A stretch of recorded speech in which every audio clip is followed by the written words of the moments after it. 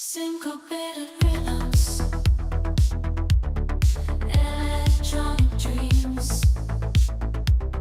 AI music is here. My name is Jason Wilber, and this is great. I'm really excited to be here with you because this brings together a bunch of my different interests. I'm a musician. That's what I've done my whole life. That's how I made my living most of my professional life. I got involved in music tech a few years ago.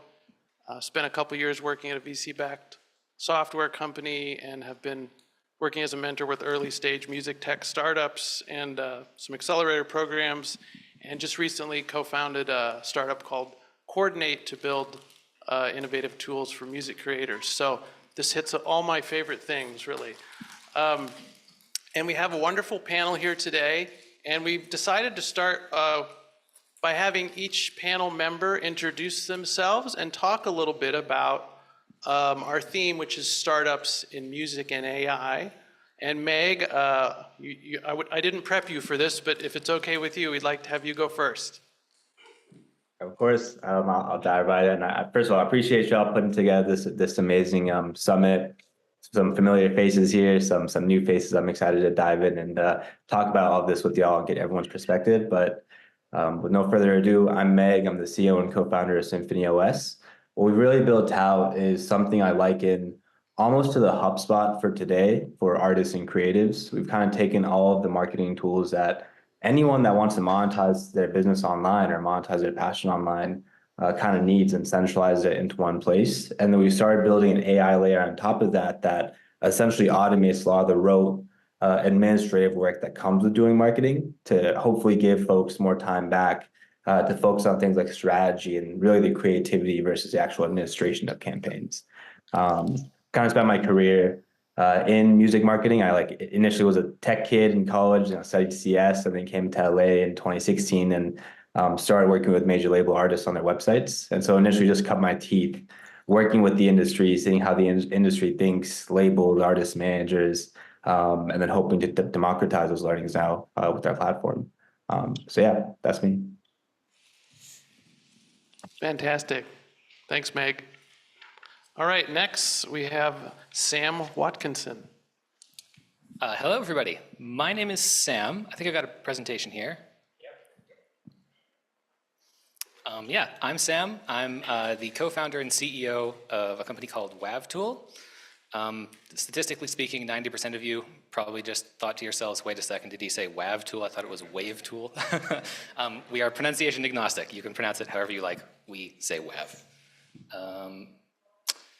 Yeah, so I started with music when I was quite young, starting with piano. Today I play more guitar and bass. I went through a phase doing sort of underground techno in Montreal. My educational background is in audio engineering and music production, but I spent the last 10 years working in tech startups of various different sizes.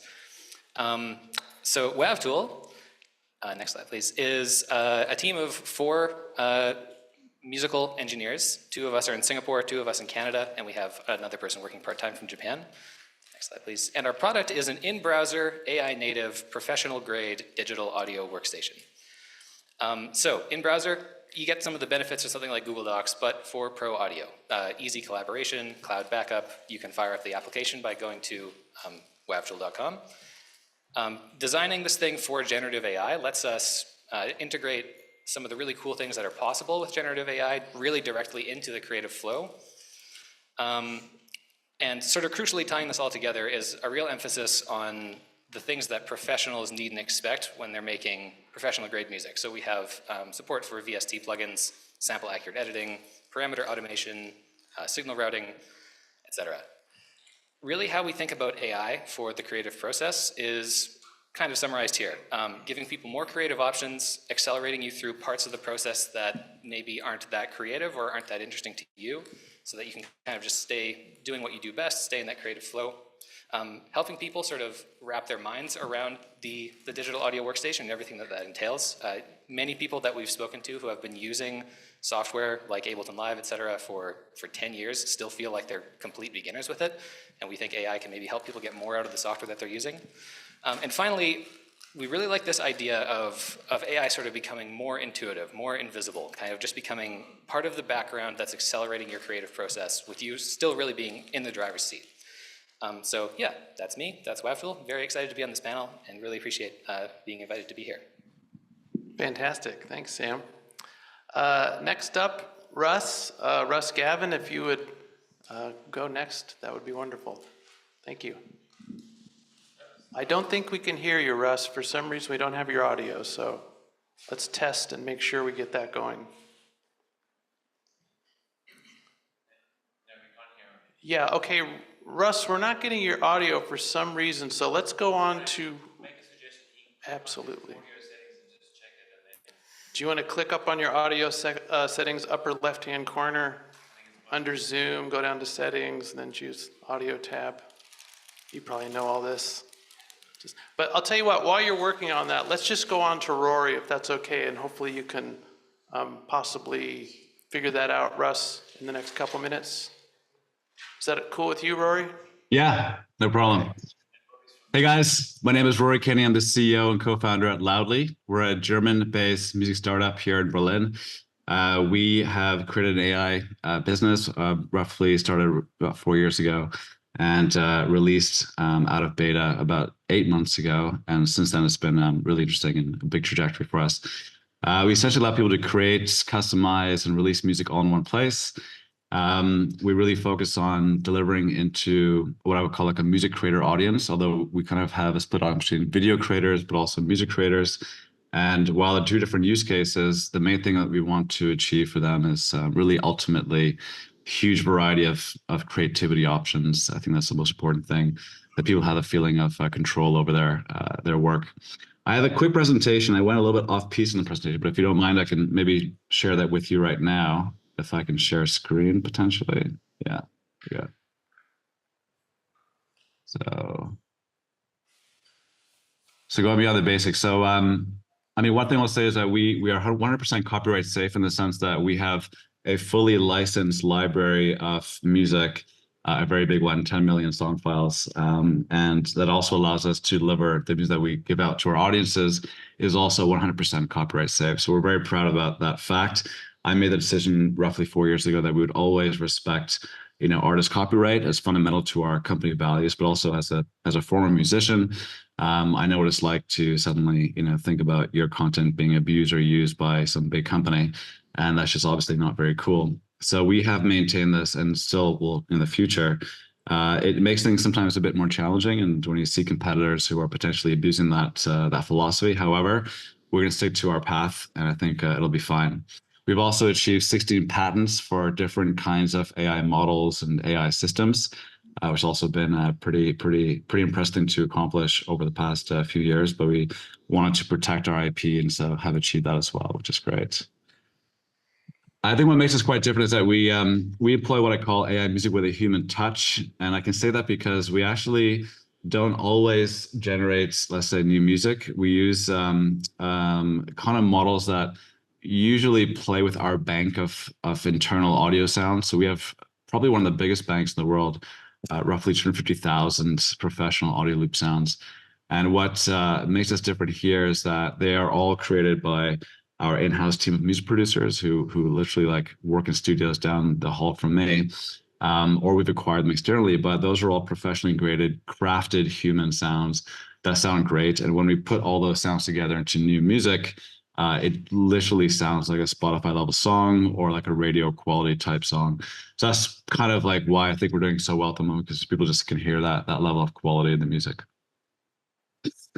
What we're really focusing on now in the next, let's say, couple of months, because we're about to launch a new feature next week. So without giving away too much detail, the main thing is that we really want people to have a full experience, and what they can do in one place and Loudly is to create music and then to enhance it, personalize it, to customize it, make it sound really unique. And from there, not only will it end, but they can also release the music directly to the music streaming sites, etc. So that kind of gives a vision for where the new artists, as I see it, will emerge and what they will want to achieve with AI music going forward. So I get this question a lot. It's hugely controversial. I'm sure you guys have been talking about today. So how much of a threat is AI? So, I mean, on some level, there is a threat to it, especially in terms of how it may play out in the future. But as a startup, I kind of think about it a little bit more, let's say, optimistically. And I would say, based on historical precedents, I would say it's more like a new era for music. So there will be winners and losers, but it'll also just be a lot of changes and a lot of adaptation required. Also, people embracing it in ways that we don't expect. I think one fundamental, I guess, preset that I always imagine to be true, and it's hard to argue against that, is that human creativity is essentially infinite. There's no stopping us from being creative. And I'm certain that AI will not also stop us from being highly creative beings and as a creative society. So I think a few things coming up next for us in terms of how we see as a startup approaching is that there's going to be 100% access to music creation. Before, even a couple of years ago, it was still quite difficult to make music. But in today's world, it is no longer hard. It's very simple. So that means more people can participate in that creative experience. We're moving into a world of innovators. So the new artists, like for example, Grimes, who is embracing like the AI economy, is an example of someone who will probably, or artists like Grimes will show us how to use AI in really cool new ways and create new kinds of sounds or music or interesting trending genres. And I can't wait for that to happen. It's going to be happening soon, I'm sure. We're moving away from just musicians, I would say, to more conceptualists. So, for example, someone can have no musical background, but today can become a conceptually good AI artist just by being, let's say, charismatic or articulate or having a sort of a feeling for what music should sound like. And then also moving away from creation to curation. So if you can generate 1,000 pieces of work in one day on an AI system, then actually what sets the good songs apart is someone who can really pick and pinpoint what is good music from there. That's interesting. Also, prompt wizards. I mean, this is a whole new art form. So someone who becomes very good at instructing AI to deliver something very different, unique. That's become a whole new art form in itself. Third, not thirdly, but let's say almost last, zeitgeist. So we don't know what the zeitgeist is. The trends that will emerge that will be either for or against AI, or what kind of music will come out of it. And then lastly, copyright ownership. I mean, this is going to be a very difficult area for all of us. But I think that the idea of ownership going forward is going to change dramatically, because it'll be very hard to enforce copyright, be hard to defend it. And it's just going to be, a very polarizing argument, especially in the next, I would say, 2 years. So as a startup, again, like really my experience has been in music creation from the previous business. And what we really try to do is think about creators before AI, but also after AI. And ultimately, I think we all want to collaborate. We want to work with a system that is collaborative, that is interesting, that is responsive. We want to be playful, spontaneous, unique. We want to feel the joy of creation. That shouldn't go away because of Gen AI. So it should also be part of the product experience. And ultimately, we want to hear ourselves in the music. We're kind of, I think all artists are kind of a little bit egocentric, and they want to hear their own experience or their own input into that music. So I think what we're trying to do at Loudly is really designed to achieve a high level of customization, enhancement, interactivity, and ultimately randomness as part of the whole creative experience. So last, I'm going to leave you just with a thought. We don't have to go into it, but I think, a call to arms will eventually become something like, we stay human, you stay robot, as a way of maybe setting the rules of the game in the future. So I think at Loudly, we try to, we don't pretend and hide behind anything. It's all clearly AI. We know exactly what we're building, and we also just try to build it for people who for what they want and what they want to do with the system. So that's Loudly. Thank you so much for having me today. Wonderful, wonderful presentation, Rory. May I Very check my interesting. audio? You brought up some great points for discussion there. Hey, Russell, it sounds like your audio is working again, but in the interest of alternating in person with virtual, we're going to have DANI go next, and then you'll bat clean up there at the end for the presentations. Wonderful. I see a lot of the same faces in this room from earlier, so hopefully I will spare you some redundancy, and in this presentation I'll be able to actually show you some of the things that I talked about earlier with BandLab. So if we could get the presentation brought up. If you want to give a little intro just for the future people who are watching online who didn't Oh, sure. see you earlier? Yeah. So my name is DANI DEAHL. I am a DJ, a music producer. I'm a governor for the Chicago Board of the Recording Academy, and I am also head of communications and creator insights for BandLab Technologies, which is based in Singapore. Our flagship product is BandLab. We also have under that umbrella Reverb Nation, which you might have heard of, Cakewalk, which you also might have heard of, and a number of other platforms that deal in the digital music creation realm. And I see we have the... Not quite. Almost. We're just about there. So close. Give us 10 seconds. 10, 9. Someone have the Jeopardy theme song? Aha. All right. So we can go to slide 2.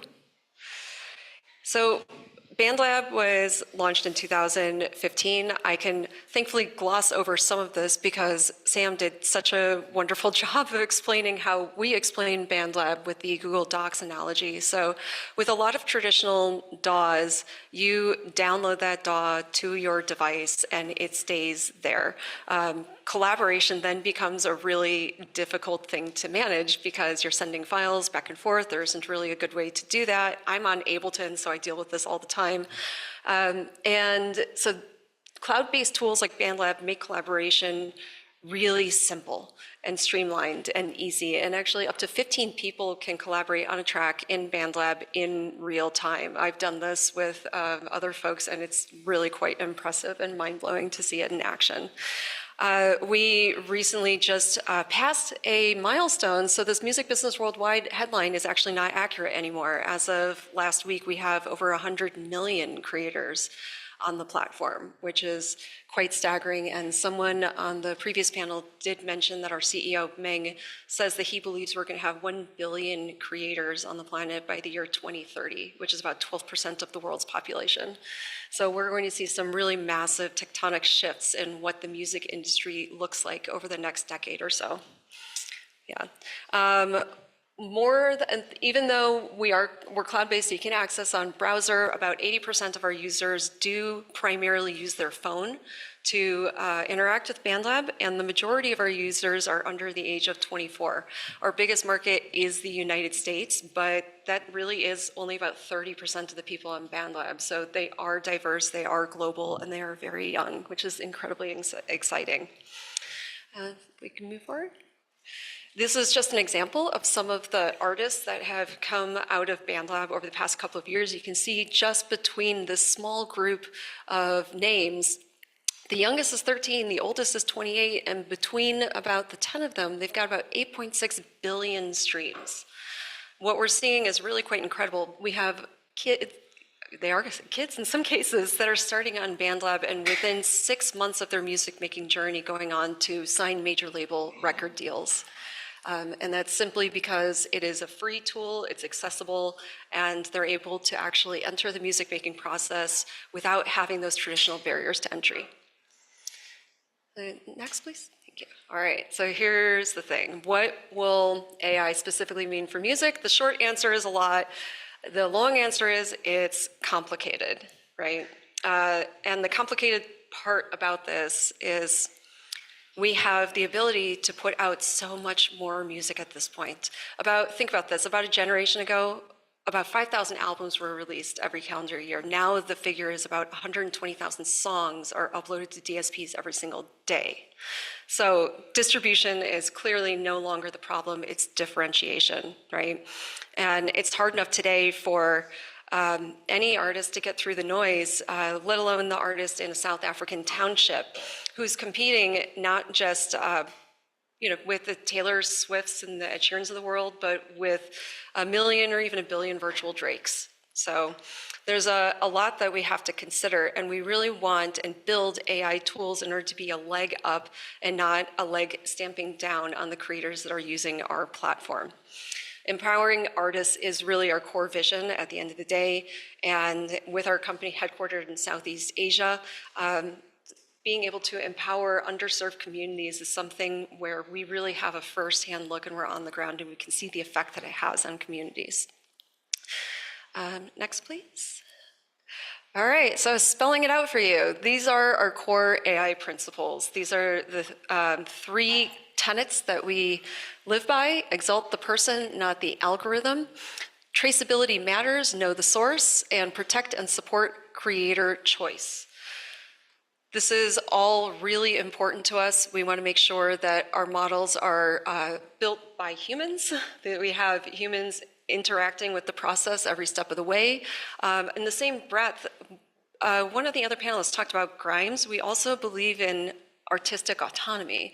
So someone should be able to have the freedom to be as protective with their material as they like, or as liberal as they like.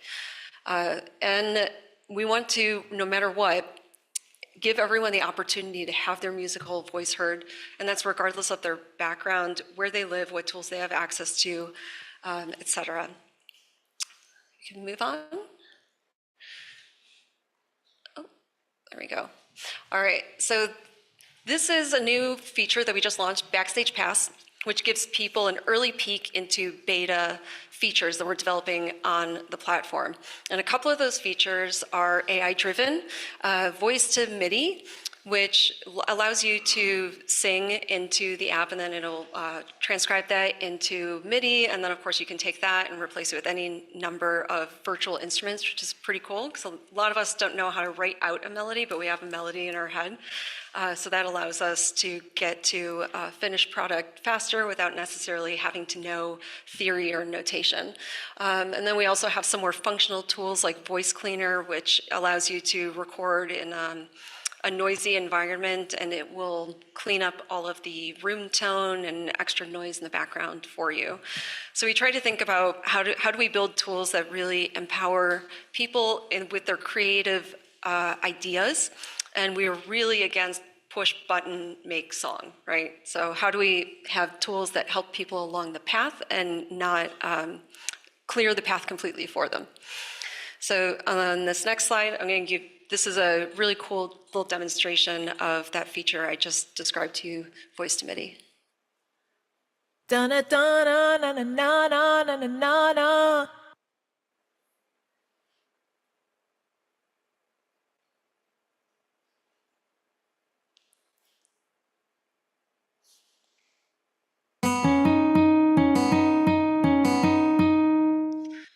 So very simple, but you can see how this would be really empowering for someone who doesn't know how, like I mentioned, to formally write something out. They don't know what scales are. So if you have a melody in your head, you can sing it and you can assign it to any number of instruments. And then next. And this is the flagship AI product, SongStarter. SongStarter is a tool that allows you to give a prompt and it will spit out 3 musical ideas. So you could give it a description of the kind of sound you want, you could give it some lyrics, you can choose a genre. If you like any of the options that it gives you, you can then open it directly in Studio and begin to muck around with it from there. Importantly, here again, there are parameters. It will only give you a few bars of MIDI. I think it's also important that it gives you MIDI and not generated audio. That gives you a lot of flexibility then with being able to assign different instruments, adjust the tempo, and not have to worry about artifacting, all of these sorts of things. One really interesting statistic that we found is that when people begin a studio project using SongStarter versus any other entry point in BandLab, they're actually 80% more likely to publish a finished track. So we're able to see that these sorts of tools that empower people in the creative process are actually helping them to achieve a vision that they want to share with the world. And then we'll show you a demonstration of what that looks like in this video. BandLab SongStarter is a great way to use AI to generate new song ideas. This is what I started with. multi-loaded this project into BandLab, changed the BPM, added some new chords, recorded some vocals. I've been trying to make it easy on you, baby, hiding the shit that you don't need. Did a quick arrangement, and this is the final product. I've been trying to make it easy on you, baby, hiding the shit that you don't need. Trying to make sure that you don't see none of the problems are bullshit. I've been trying to make it easy on you, baby, hiding the shit that you don't need. Trying to make sure that you don't see none of the problems are bullshit. Yeah, it's pretty incredible. And I believe that we might be, yeah, so that's the end. So I just wanted to show a few of the tools that really show the way that we think about building tools in BandLab and how we are really thinking about how to assist human creativity and not replace it. Thank you. Great, wonderful presentation, Danny. All right, Russ, back to All you. right. Are you ready for us? I hope so. Can you hear me? Yes, we can hear you now. Awesome. Russ Gavin. All right. My name is Russ Gavin. I'm from JackTrip Labs. I'm the CEO and co-founder. And ironically, we're like Zoom for music. We aspire to always make sure the microphone's working at the beginning. It's kind of fun because a lot of you are in the same space. I could hear you laugh, right? And we know that in some of the virtual environments in the world, we don't hear that. And that's because the fundamental architecture of a lot of these platforms was not designed with what we love in mind, and that's music. JackTrip exists to make sure that online virtual collaboration in real time is part of our future. We optimize high quality audio. Our audio is 10x the quality of Zoom Teams Meets and low latency. And so, yes, the speed of light will always be there, but we make sure the sound is going as fast as possible and getting to that point where we can collaborate as if we were in the same room, because latency is inevitable. You're sitting in the same room right now, and from the speaker to you, you're probably hearing me at 10 milliseconds latency. So we know where the threshold is there to make sure we can collaborate and have a good experience. And we've been seeing a lot of people do that.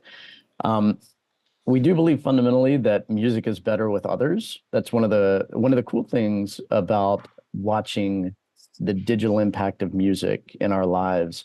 My background is fundamentally in education. And so most of the spaces I've engaged music is with large groups of people, be it a band or an orchestra or a choir, or, even just one-on-one lessons.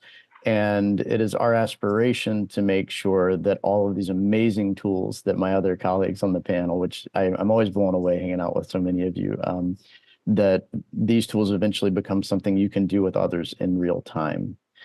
We think it is essential. We think music is something that when done alone is amazing, and when done with others is life-altering and mind-boggling. I think most people in the room would agree with that. And where does AI come into that with us? Well, first off, I think we're a pretty interesting example of, we do have an AI button. I like to think a lot of technology I break into tools and toys. And sometimes the toy is something you can kind of play with and have fun with, but you don't know how it's going to actually apply to what you aspire to, whatever your big picture is. And then we have tools, which are things that you can kind of imagine, oh, wait, I'm going to use this to get to this outcome. And I think AI is at an interesting point right now where we're seeing a lot of both.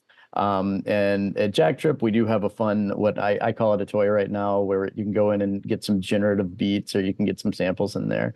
But I think it's important for this conversation that the most important use of AI going on with us right now is actually under the hood, right? AI is a general term that can mean all kinds of things. And generative AI is the thing that so many people in music have been talking about for the last while.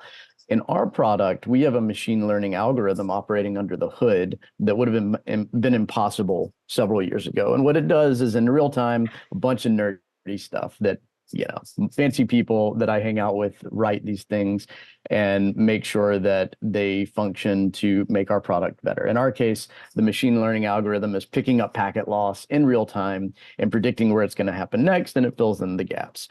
What that means for people like me is it just sounds better. Right. And so there's this incredibly sophisticated technology operating under the hood of JackTrip that you're never going to see or know about. You're just going to know that we're better than the other thing you're experiencing. And I think in a lot of the places that we experience the world, that is going to be that's going to be an immediate, slow boiling in a good way of our experiences, that things that you thought were once impossible are suddenly possible. And you don't know why. You just know that you can make music online with others. You just know that the experience that you're having today, I thought this wasn't something we were going to get to. And there's going to be a huge range of things that's going to be true for, because of these very sophisticated things operating under the hood you're never going to see. And so our approach to all of this is that we exist to make people's lives better using technology and music. And we think AI is a tool in that. I think the fears around all the other things, be it ownership, copyright, very valid and important conversations. I also think acknowledging some of these under the hood possibilities, very important to understand they're happening simultaneously. Great, thank you, Russ. Okay, now we'll start a discussion. We had a great intro from all the panelists here. I'm curious, maybe I'll direct this to you, Meg. I would love to hear you talk a little bit about how you use AI in your platform, you know, from the user standpoint, and how that makes you different from the other alternatives they might use, you know, to accomplish the same thing that your service does. Yeah, for sure. My favorite topic, because I explain it to like artists and labels all the time. So Perfect. this one. Yeah, you know, I think like, you know, my background is in digital marketing, right? And if you think about digital marketing, it's as deep as a rabbit hole as like learning, mixing and mastering, or even being like a, you know, proper like music producer, right? I have no idea how to produce music. I look at a DAW and I'm like, this is like black magic. But it's probably the same as how people look at coding in a lot of ways, right? It's very similar, analogous in that regard. The way we look at AI is really to try and take intuition we've built out over our careers around digital marketing and training this thing that can hold that same level of intuition, and then setting it loose on the tools we've built out on platform that help people grow their career and their audience. So what I mean by that is, you know, for example, campaigns we used to historically do, right? A label would come to us and they'd be like, hey, we have a $N,000 marketing budget for XYZ artists. This is their rollout period. This is their timeline, all of that. And we'd be the guys that would sit down and look at their Spotify, their Shopify, their Instagram, their SoundCloud, their email list, their website, their Twitter. And you get the idea. There's a lot of platforms that any kind of artist, creator, online business today generally has. And they all generate data, right, in their own way. The traditional approach has always been, all right, like the data's here. We have a $50,000 budget. We're just going to take all these ideas we have around marketing, throw them at the dartboard, and if the song goes up, everything worked, right? So our approach was like, all right, let's start with the data first. Let's centralize and understand who the audience is. And then from there, when it comes time to make a marketing plan, let's lean on the data to inform which platforms we're using for marketing, right? If it's a younger demographic, maybe Snapchat ads and TikTok ads might make more sense compared to an older demographic, or certain genres, or maybe Facebook and Twitter might make more sense. So all of those learnings we just had over time, over all these campaigns, and then actually like running a campaign, right? Like I could show you guys, I'm sure a lot of y'all in here have some proficiency in like Facebook ads, or maybe some of y'all are experts, but you know, you don't really know what a good campaign is. Like if I told you like, oh, I'm getting 10 streams for $1, right? It's kind of hard to know if that's a good or bad kind of math equation when it comes to paid marketing.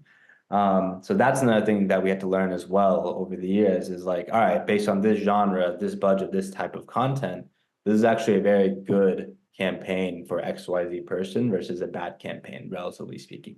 So think about like all of that knowledge that's built up over a long period of time, right? And a lot of that knowledge is just like knowledge you learn while doing the job, it's institutional knowledge. But then there's the tools in between, right? Like running the ads themselves, analyzing the data. So Symphony initially was a tool that we built to automate our like administrative work around that, right? So like we built a button internally that like you could click and it would analyze all the data across an artist fan base and automatically make ads on Facebook and Instagram. So start with those kind of tools of just like getting the job done, helping you set up ads, helping you set up link in bios, helping you collect emails and phone numbers. But the next phase for us is where the AI comes in, right? You have a large language model, which is obviously like this it's already been trained on all this information and already has ways of thinking about things, and especially marketing. But then we go in there and we feed it 30 marketing plans that we've written by hand historically. We feed it all of our historical benchmarks that we've learned over all this time that we've spent. We train it basically using our human intuition about what marketing is and how it should be done for the context we're doing it for. And then we train it on the tools that we have on our platform. And so the way we really think about AI is, it's obviously like there's like the chat interfaces, right? But there's so many other ways to help people use these kind of tools to like unlock information that might be locked in someone else's brain. Like our brains are now being replicated inside of Symphony. One example I have is that we're launching a feature soon that lets you just like talk to your data, right? So like imagine you're on Symphony, you're an artist with 1,000 pre-saves, your Spotify, Instagram, your TikTok's linked up, you ran ad campaigns, and your email list is in Symphony, which by the way, you can do all of that today with our current tech. But imagine going in there and just being like, who's my average fan? Just talking to your data.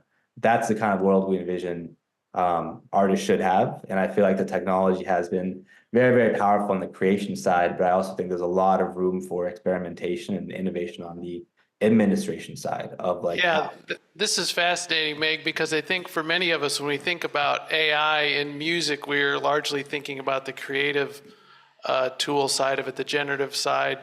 And to hear you using it in this more, administrative, for lack of a better term, sort of area is really fascinating. I'm curious, Sam, we talked just briefly before this about training data and using synthetic data. And I wonder if you would just talk about that a little bit, how you guys are using it, and maybe get into specifics a little bit, because, we're speaking of AI generally, but as all of us know, it's, that's a very broad term and it consists of a bunch of different things. And so it might be interesting, just as Meg did, to talk about that sort of specific non-generative use of it. If you'd talk a little bit about how you're using synthetic data in your WavTool product. Yeah, absolutely. So synthetic data, I was also talking to DANI about this briefly beforehand. There's kind of two categories of synthetic. You could have synthetic data that's generated by AI or synthetic data that's not. And that's really what we're focusing on, is the non-AI generated synthetic data. If you are training a model on finished music, the tags that you're going to have available, the text descriptions of that finished music, are probably not going to go into a great deal of detail on like the core musical concepts that are behind that music. But with synthetic data, what we've been working on recently is programming data sets, like writing code that produces musical output that sort of exemplifies a specific music theory concept. So for example, the model today might not understand something like C major 1451, but we can write a program that generates C major 1451 and also generates text descriptions for every possible way a person could ask for that chord progression, which is super exciting. It lets you have way more direct musical control over the output of an AI system, while also, I think crucially, letting it still have some creativity in how exactly it emits the MIDI representation of that chord progression. Something that can adapt to the context inside of the song while still following your instructions. So that's what gets us excited about synthetic data. That is, like, I could show you some of the hilarious outputs that come from our system when it's just kind of spamming random combinations of music theory concepts. But the end result will be a model that's really quite controllable and quite fun to play with. Fascinating.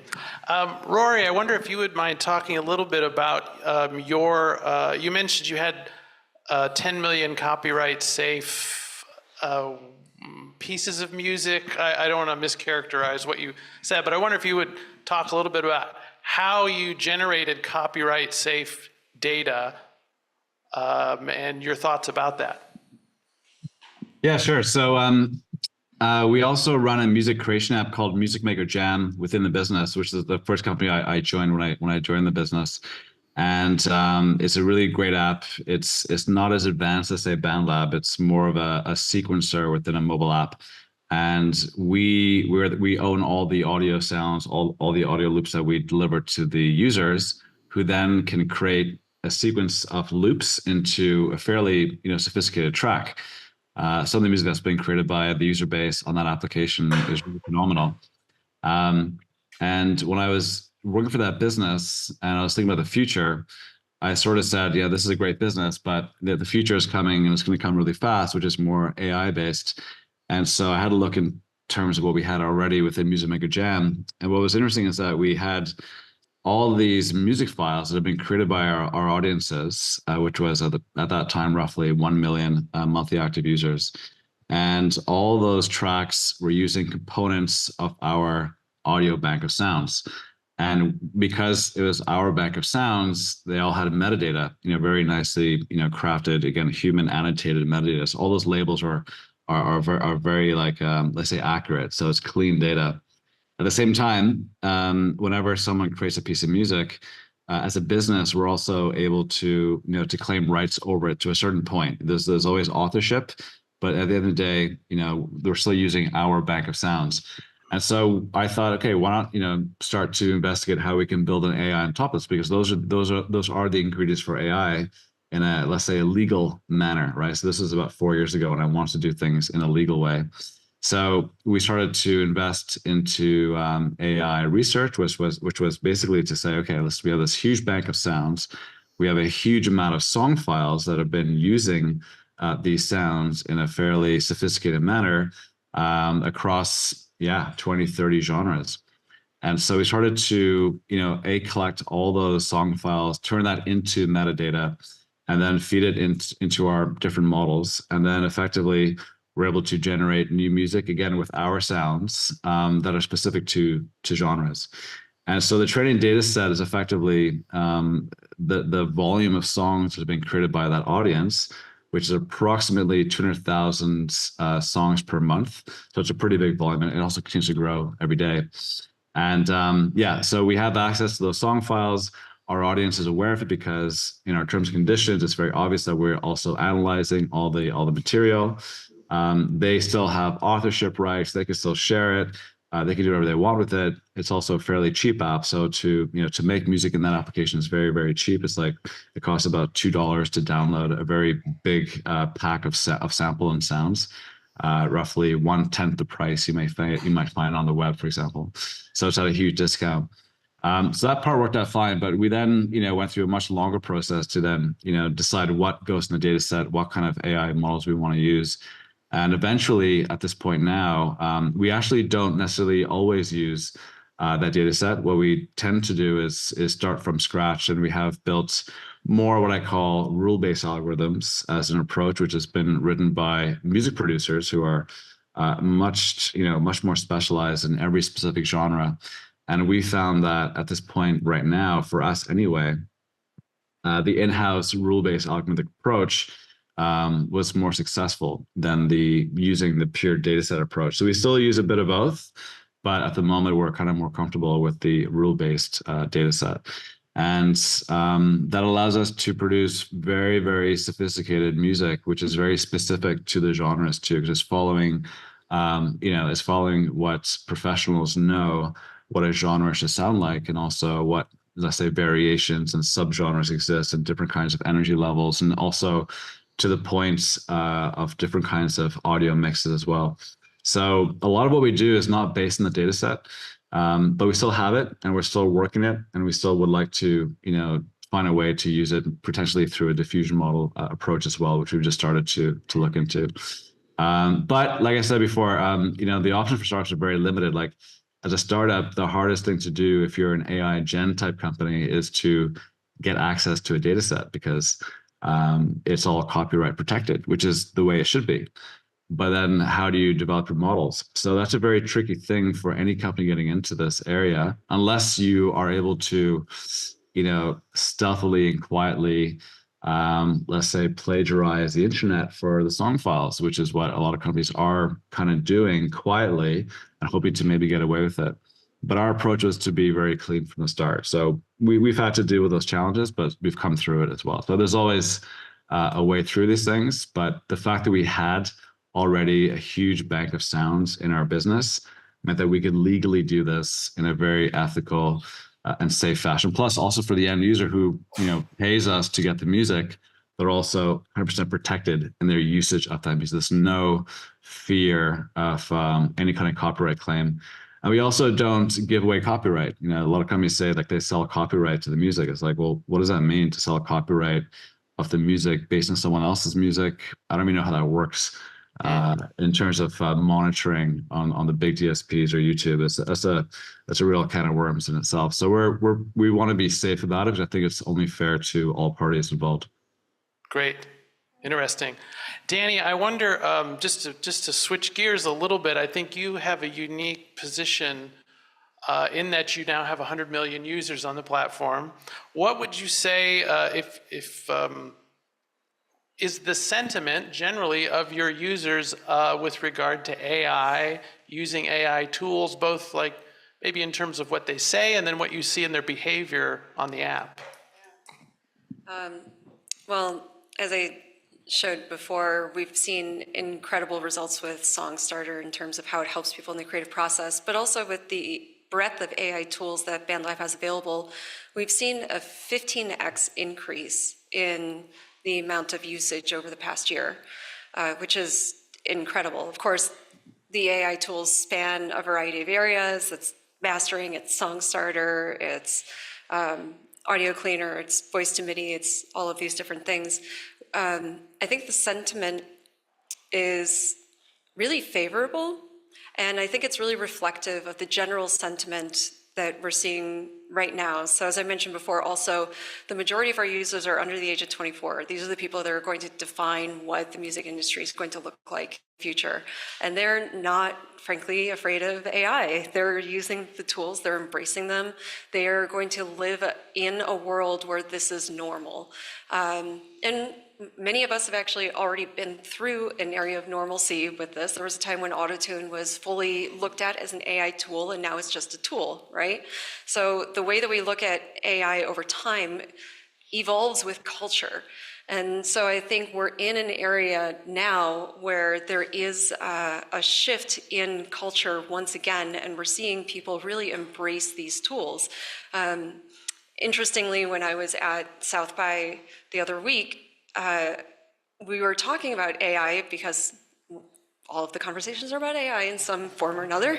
And most of the people that were in my room were artists. And we did a straw poll and said, how many people in the room are afraid of AI? And I kid you not, maybe only about 2 or 3 people raised their hands.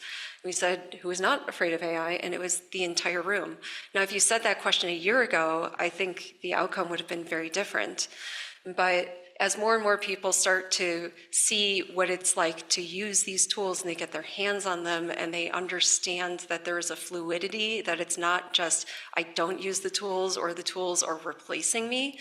They understand that it can actually be a part of the process, and we're seeing a sea change with how people perceive them and their reaction to using them. Interesting.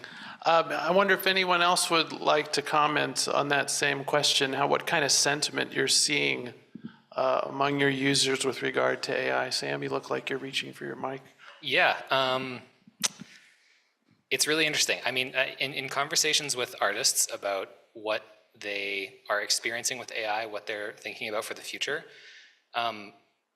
there's a lot of, I think, like sort of philosophical concern about what this might turn into one day and sort of what it implies about the future, and a lot of sort of real-time excitement for what's already possible right now. Like, the best way to sum it up is like, this is scary, also I want more of it. Yeah, it must be a very interesting time to be building a career in music with so much changing around you. And I think that, you know, what we're ultimately trying to help happen here is to make AI really be a major positive thing for human creativity. It's going to be a major thing for its own creativity, I'm fairly certain. Everything that's generating AI music right now, like full AI music, text prompt in, finished song out, is going to get extremely good. It's going to be ubiquitous, it's going to be all over the place, but we really believe that human creativity has something essential to it. The fact that it's being created by, you know, a fellow human being is kind of an essential core ingredient, and everything we're doing is to try to ensure that that remains, you know, a critical piece of the music that we listen to every day. That's great. Hey, Russ, I want to direct one to you. I'm curious. Before you do that, can I actually put a 30-second tag on that last question too?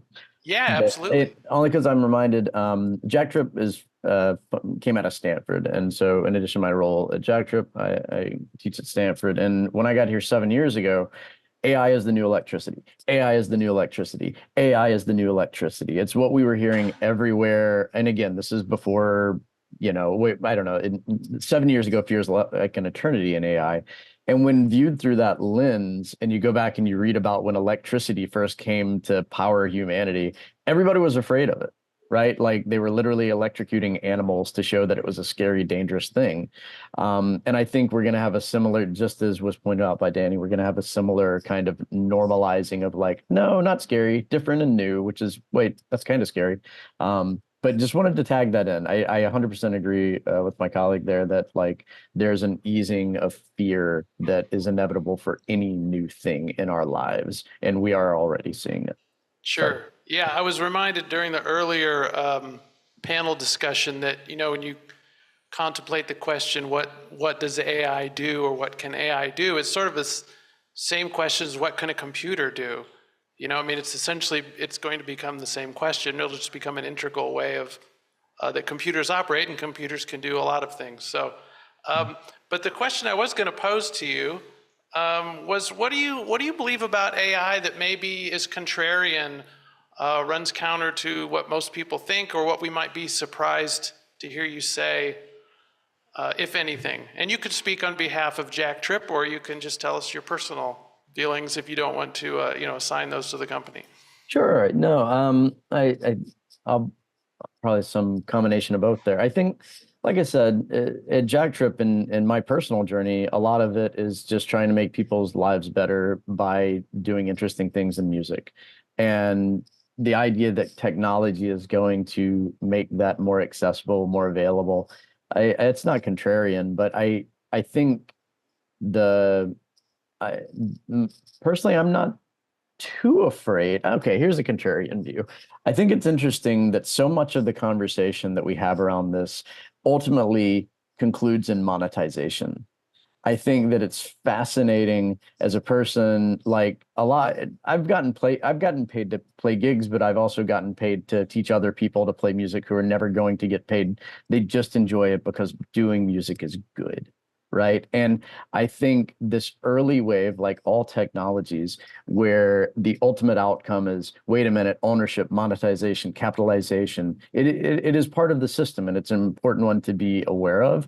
But it also kind of occasionally bugs me, because it's like, yes, it's part of the system we live in, but I think it is clouding the conversation. I think at the end of the day, so many people, and we live with copyright laws that are literally generations of humans old, and we're trying to fit this weird square peg into a cloud, right? It's not even a round hole. And so I guess a contrarian view on this whole conversation is that we should step away from the capitalistic approach. And again, I would like to raise money from anyone in the room. Please, venture capitalists, come talk to me. But that so much of the conversation we are having is around that piece as it relates to AI, and people being threatened by it. Oh, this thing is going to take money out of my pocket. And that is going to be something that I hope not that we solve easily, but the positive impacts of these technologies so overshadow that piece when we think about connecting human beings and improving the human experience. Yeah, yes, I agree, and I hope you're right. About my funding?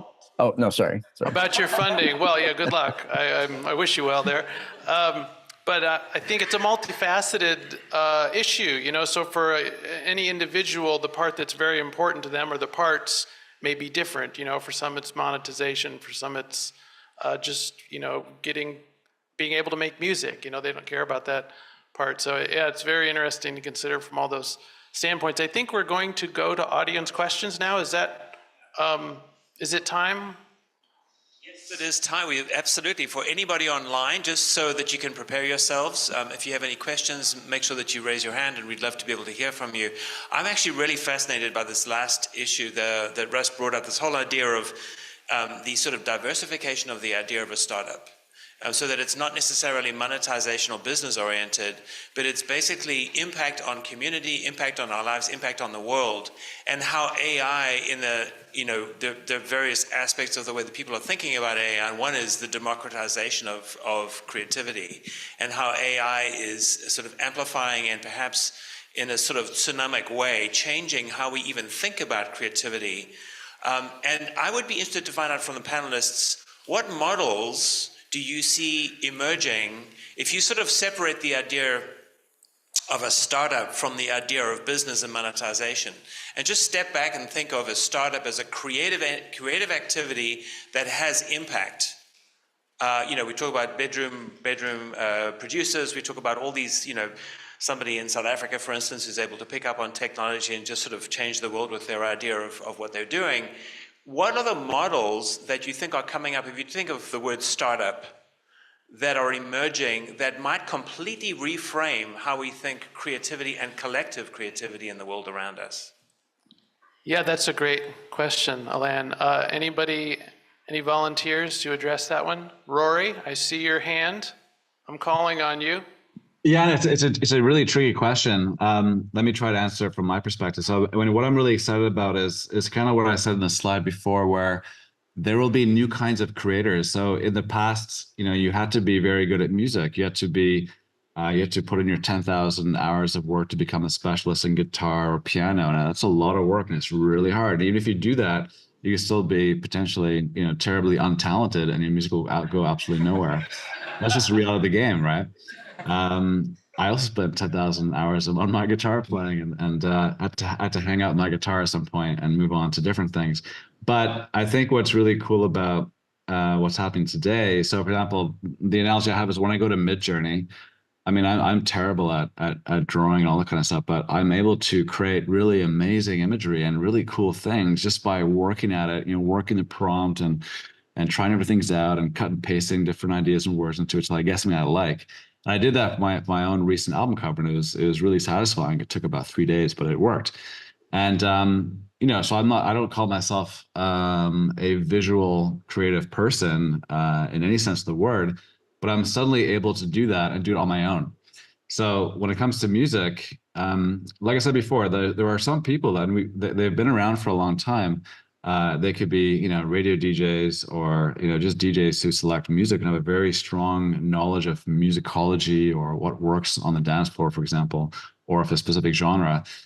People like that who are already making money being DJs. But let's say when it comes to Gen AI, these are tastemakers who really understand what is good sounding music. And now they have this immense opportunity to just go select great pieces of output and be the tastemakers of tomorrow. And I think there will be a lot of people who can do that from different countries who have different ways of saying, well, this is going to be really cool in Japan versus this is going to be really cool in Rio or in Alaska, whatever. But they're going to have that kind of power and ability with these new tools.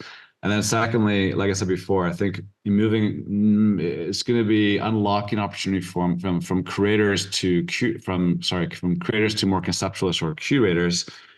People who don't necessarily, who can just conceptualize something, who don't have to have a musical background at all, but maybe they have a very good sense of how they should come across, as an artist in the, on Instagram, but also be able to create music and create a story, something that really connects with audiences. And this is a new kind of artist. So it's not someone who necessarily is really good at one specific thing, but maybe as a package, they can become very relevant in let's say, tomorrow's world.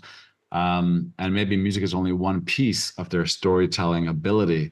So I think it unlocks a lot of interesting types of new kinds of creators who are not necessarily chained by how good they are at a guitar or a drum kit or a keyboard or even as a singer, but maybe they have a different way of creating that is suddenly now empowers them to really unleash, their potential.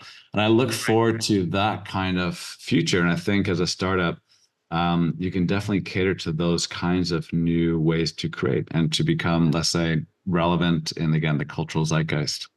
Amazing. Yeah, very interesting. Yeah, I think it gets to a key point about creators and why all these thousands of people come to this music school every year. It's not because there's a shortage of music. It's because they want to create music. And I think that's really important. I do want to mention that there is a hand up on Zoom. Yes, so, let's go to a Zoom question. It's actually me. Surprise! I'm breaking the fourth wall. So sorry. Yes, I have I think it's a good question in the kind of the music ed space. And so, being involved in this space and being someone that I deem myself to be somewhat knowledgeable in the AI space, but we can kind of convince ourselves that this is good for the world when we are all in the space together as an entity. And so I'm thinking more of the people that are perhaps out in the music education space right now who feel that, no, I do not want AI to enter into this space. Us as an outside bystander and saying, no, it's okay, it's just going to happen naturally. And them responding with, no, that's not okay, I don't want it to happen naturally. So what do you say to those people that not only are they not really sure about it, or maybe they're against it, but what do you say to those people that are like, no, it's okay, it's just going to happen and you're just going to have to learn? So what would you say to those people? Wonderful question. Any volunteers? Sam? Yeah, so I guess my take on this is AI music is, as I mentioned before, it's going to get incredibly good. There's like too much incentive on the part of, or driving folks who are making kind of text to finished song not to pursue this technology and to find ways to keep making it better and better. You know, our perspective on this is like, okay, given that that's happening, what can we do with the same technology to sort of continue to help creative people thrive? I don't know of a practical way, short of legislation, to stop something big from changing here. And my perspective on this is we just kind of have to do the best that we can to make sure that there are sort of human-centric changes happening from the same core. So you're advocating legislation to stop AI, Sam? Is that what I'm hearing? I have no opinion on legislation to stop AI. Just kidding. Obviously, you're not. I do have an opinion. DANI has an opinion. I'm Let's actively hear it. involved in legislation to stop AI in some form. But in terms of how to reconcile having a conversation with somebody who's maybe unsure about it, I guess you could say that the invention of the light bulb didn't stop the continuation of the candle, right? Like we still use candles, it is still a thriving industry, but we also now have electricity. The phones being able to take pictures didn't put Sony out of business. We still have cameras. And so these are tools that expand the highway, I think. What was the look on your face? Oh, well, it did put the film companies out of business, digital photography, but that's a different, that happened before phones, so we can't blame it on phones. We can't blame it on phones. There will always be, whenever a new technology is introduced, there will always be casualties, but what we see eventually is that it winds up expanding what is possible and not, for the most part, holistically replacing what was there before. And so I think, you know, instead of just saying, well, it's here already, you better use it because other people are, that's not a great way to get somebody on board. But I think a better way to get someone on board is to just say, give it a shot, see what maybe is possible, see how this fits into your process already. It is an in addition to, not an replacement of. Right. Or certainly, there's probably always going to be the option not to use it in some way, right? Like, yeah, you could. That should remain an option. Question from the audience? Okay, thank That's you. you? I'm the audience, right? Yes. And I am going to ask that question, just fair warning. I mean, I just love everything I'm hearing, and you know, I really love the positive energy here. But I also know how the world works. Content is king, and I guess my question to you is what's going to happen when your company is acquired by private equity? Bandcamp, billion songs, content is king. That's going to be a very, very valuable company at some point. There's the end user license agreement that everyone clicks through without reading. The implications for that are very significant for content holders. And I don't expect you to be a gatekeeper on this. You know, it's the way the world works, that's fine. But I'm just wondering what advice you will give to people making content with AI to make sure that they're not their work is going to be protected. They're not going to be, it's not going to be abused in some way or other, because 10, 15 years down the line, this is what happens with all companies, so. So could you restate your question concisely, please? What protection, what advice do you give content creators who are using AI, using your platforms to create content to make sure it's protected when companies are sold and acquired by private equity or larger firms who are going to modify the EULAs to be favorable to them? And because you're all doing your own version of Don't Be Evil at this point, but at some point when private equity takes it, you got it. I got you, yeah. And let me just quickly mention, we've got about 15 minutes and we have 5 more people signed up here, so let's be concise, yeah. Well, maybe I'll just answer that one, not as someone who is one of the companies up here, but I would say that most user agreements, you retain the rights to what you create on the platform doesn't own it, with some exceptions, right? So the content would not be sold along with the company. You can't retroactively modify a user agreement to co-opt someone else's IP. I would say yes, but DANI, go ahead. Yes and no in this space, because there are many fully generative AI platforms where if you read into the T&Cs, it will say that they retain the copyright for everything that you create on the platform. Yeah. With BandLab, everything that you create, you own. Full stop. But just be wary, especially in the field of platforms that are fully generative AI. Please read the terms and conditions, because a lot of them do say that they will share the royalties with you, but you don't own the copyright. Just want to add that WavTool is the same way. If you pay us for your pro subscription, that's how we make all our money. You own the music you make with our product. Does anyone else want to comment? I don't want to prevent you from commenting on this, Rory or Meg. No? Yes? I think in general, it's a really tough question. And I'm a little bit cynical now, because I think it's going to be very, like I said before, it's going to be very hard to monitor and protect copyright going forward. I'm just going to say that because I think it's going to be a very complicated era. You can only protect your copyright if you're willing to go to courts, spend legal fees, and then justifiably prove that someone else abused your copyright. Now, no musician is capable of doing that unless they have a label who owns their copyright and does it on their behalf or basically for their own interest. So that's a very difficult, complicated, thing coming up. And then it's a question of like, well, what is ownership and who needs it if you're using AI, and why do you care so much unless there's some entity who is protecting you and going to monetize that for you? So it's a tricky one. I think artists have always had trouble with copyright, and it's not going to get any better in the near future. That's my take on this topic. It's really a fast evolving piece and very, very, very polarizing as well. Well, interestingly enough, I know we have an attorney who specializes in copyright who's about to ask the next question. So great segue. Great segue. So I'm Robert Midas, and I led the legal panel yesterday. Some of you were there on copyright. But first, I want to thank Danny's company, because we represent Diego Gonzalez. And you helped him launch his career, and he signed to Island Universal Records. So that's a perfect real-life example of how this technology can help artists. And we should talk in between, because I want to talk about a sponsorship deal, okay? Okay, but no networking during questions. So here's my question. It does have to do with copyright. And I won't, if your hammer, everything looks like a nail, it's my favorite saying. So I'm a lawyer, so everything looks like a lawsuit or a record deal.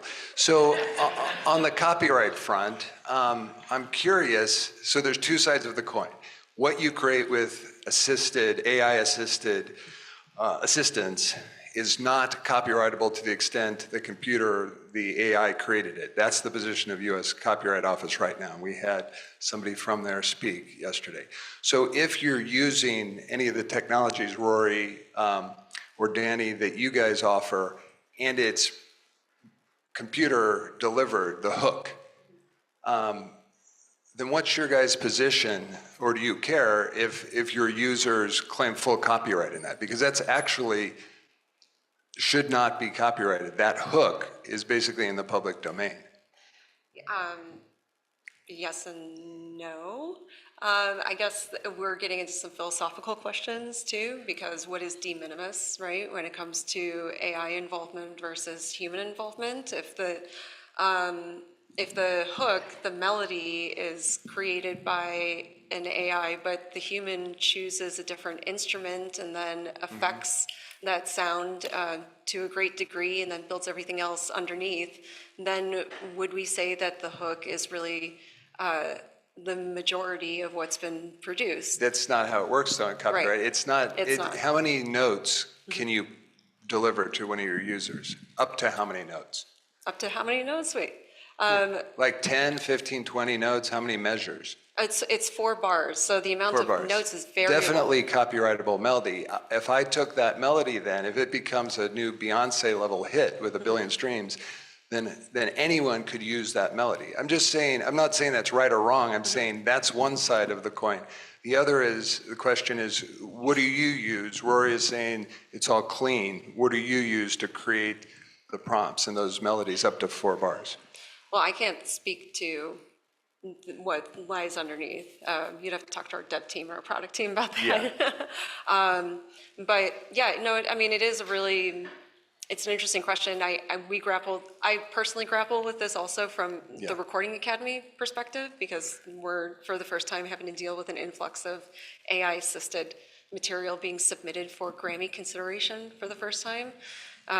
So there's a lot of different areas in which we're really having to think about this meaningfully.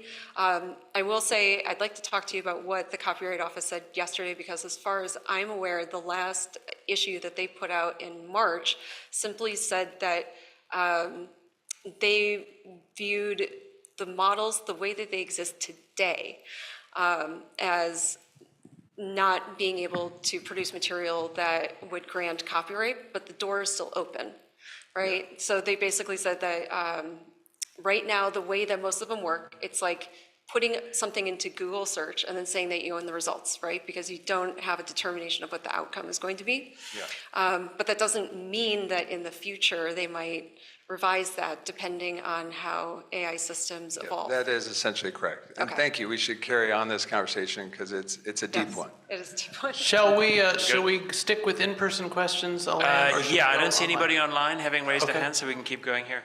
All right.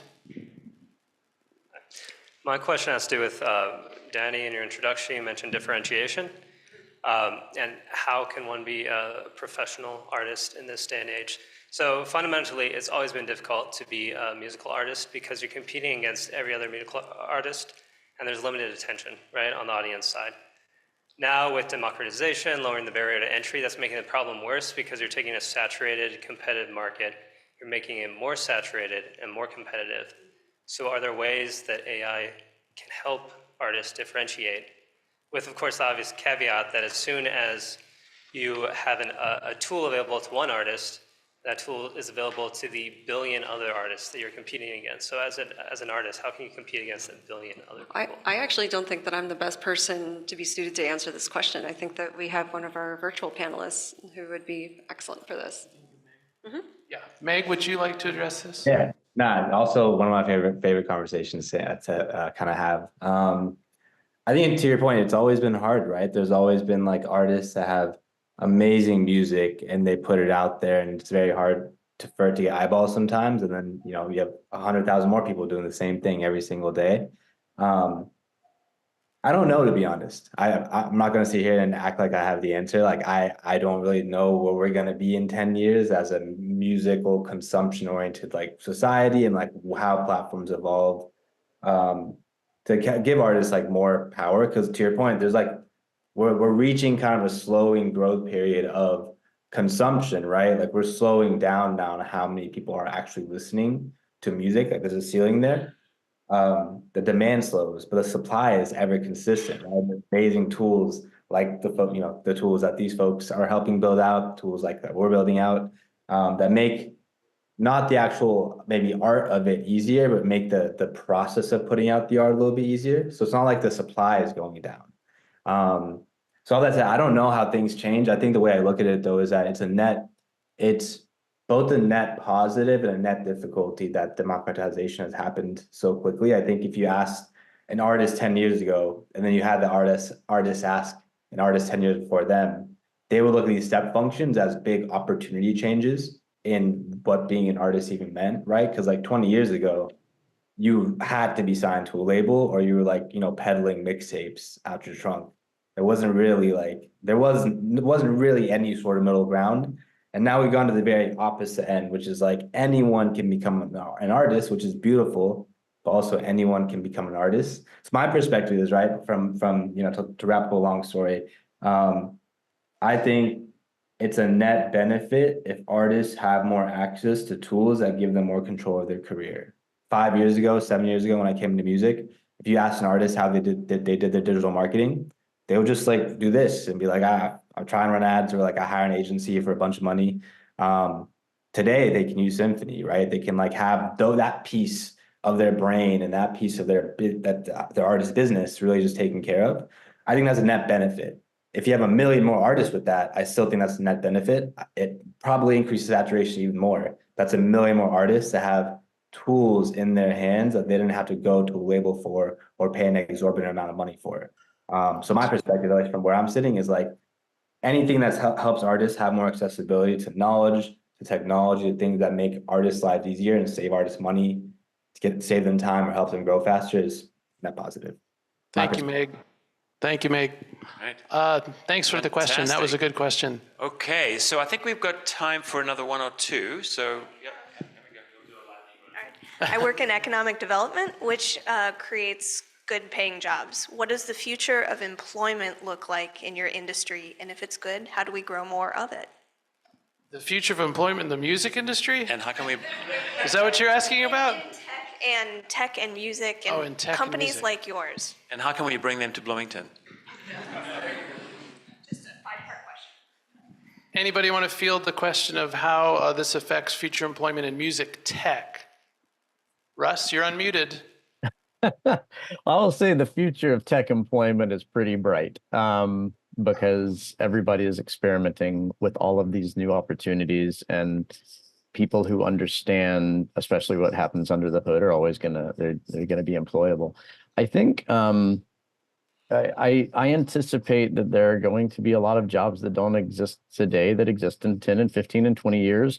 And that for all of the fears about people's current positions being made irrelevant, they're going to be replaced by things we haven't considered before. And I think I hope there will be more of them, because I hope all of these advancements lead to more musicking, right? Like, why is gaming kicking our butt as an industry? Because gaming is a doing activity. And for so many years, or a century or so, music has been put into this position where we are a consuming thing, and we have a small number of producers and a large number of consumers. I hope as we evolve and learn from our gaming friends with apps like BandLab and all these other cool things, that everybody gets to be a music doer, that will increase employment opportunities at large, because there would just be so many people enjoying this thing that we all know is cool. That's really Russ, interesting. I couldn't agree with you more, and I'm just so thrilled that you threw that into this conversation, because it's. I think that the transition back into musicking. I mean, you know, in our cultures prior to technology, we were all making music, right? And then in the 19th and 20th century, the monetization of music got in the way of our ability, and the professionalization, frankly, of music got in the way of, you know, mass musicking. And I love the fact that we're sort of going back to that. You know, I spoke to my gaming friends last night, for instance. The VAKHARIA quartet were here. They go to a conference, and they said to me, how many people do you think go to this music and games conference? And I said, well, maybe 5,000, and they laughed. 25,000 people go to that conference because they're insanely obsessed and in wonderment with the idea of gaming and music. So thank you for that. Hello.